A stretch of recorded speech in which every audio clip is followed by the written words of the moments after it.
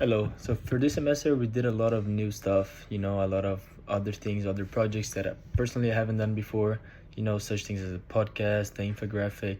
Those were really cool things that we got to study on this semester, and there were things that I'm sure that we're gonna use, at least I'm gonna use in another point of my life. So that was really cool and good to learn about those things.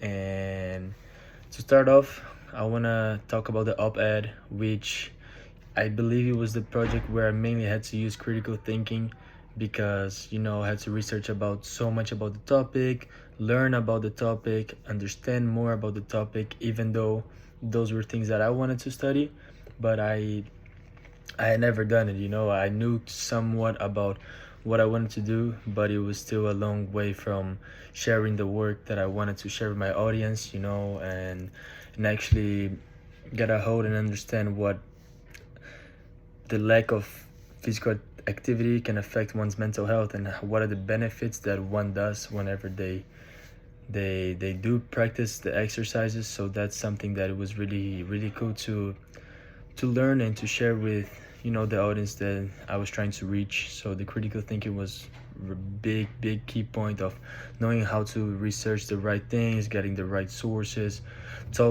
making my own research about talking to people, and I also from the op-ed, the reading communication was a really big part because I had to know how to share the information with my audience, how to make kind of the op-ed, which is the website or everything that we had to do, how to make that into the right words, how to use the right imaging, how to share the content that I was talking about in the best way possible. So I believe that this project was the one that worked the most in critical thinking by the fact of learning everything about the topic and how to share with the audience, and also the written communication because it was the most extensive written project in terms of essay wise, if you can say like that, the op-ed formation, of course. So those are the two topics that of the SLOs that I used mostly for the op-ed. Jumping on to the project 2, which I chose to the podcast, mostly going straight at the point, it's the oral communication. The oral communication is pretty much everything you have to do on a podcast. That was really important, how to ask the right questions to the individual you're interviewing, how to approach them, how to create all those things that was gonna make the podcast interesting for whoever is listening to it. So that was a big factor of it.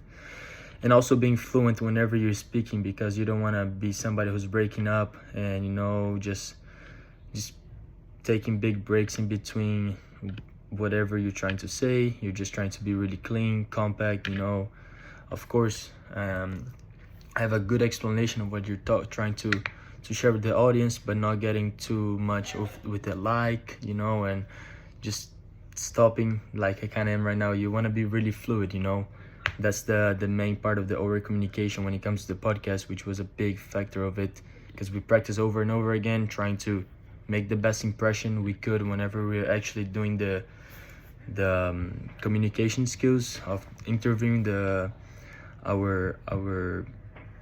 our interviewers. So that's the biggest take from the project to the podcast, as well as the personal responsibility, knowing that we had to whatever we lived in our lives, trying to share there as well, because Loic and I did share about our topics and how we thought about the topic, how we thought that we could fix that problem, what we think about it, and all those factors, which was really important because me personally, I wouldn't have chosen that topic if I wasn't an athlete, most likely, because I know the impact on a daily basis of how much it impacts our lives and my life whenever I do work out and if I don't work out, because the benefits are just so big.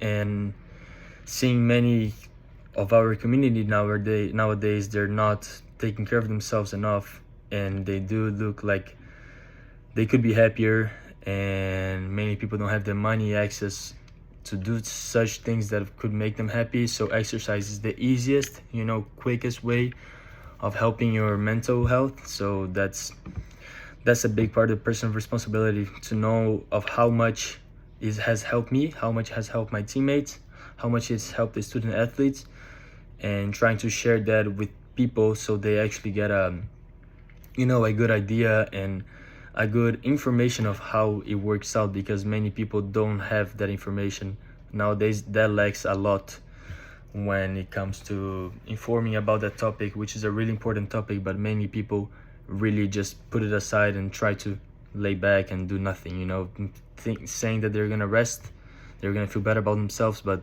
they're truly just killing themselves inside. And for the last one, I wanted to go over the infographic practice that we did as a group project. It was a great teamwork, even though it was a really quick project, it was one class only. I felt like I didn't have a better teamwork project on the semester, because everybody was so into it. Everybody was helping each other out on what to do, how to do it, how to research it. Even though it was about 30-40 minutes we had to do it, everybody took their own responsibility to do whatever they needed to do, and our group was able to take care of it in a pretty good way. I really liked the way it finished off, so I'm really happy about that. Even though we had not much time to do it, of course it wasn't the best project we could have ever done, but the way that nobody just stopped and not tried to do anything, they were all into it, asking questions in between us. So it was really good to see everybody engage and make the best that we could in the amount of time we had. And lastly, for that one, I'd also put the visual communication.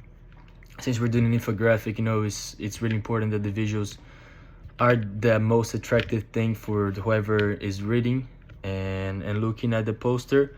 So that was a big part of the infographic, the images, the little details that does grab the attention of people. Whenever they're just passing by, they look at a poster, oh, okay, that was a cool picture, that's a good representation. And that's, I could say, the biggest way of bringing somebody to read what you're trying to show, as well as showing statistics or like a really dramatic title, because it just attracts the people, because you have about a second of attention of somebody who's just walking by, and if that second you have to do something kind of dramatic or sometimes even ridiculous to grab their attention, so they do spend more time trying to get learn about the information. So the imaging, the statistic, as well as a big dramatic title is the most important thing for that, and I do believe we did a good job on that. So I'm really happy for that, And aside from that, I just think it was a great semester. I did learn a lot about things that I'm gonna use more towards my life. Sometimes we have certain classes that we're just kind of thinking, why are we even here? Because I just feel like it's not gonna help out on anything that I do in my life. And this class was totally different. We didn't do any essays, nothing like that, which I'm not gonna be in an English major. So all the other stuff and the newer stuff, the podcast, using CapCut, using those things was really helpful for me, and just learning new skills was really interesting. So I'm really glad I took this class, and thank you, Miss Howard, for everything.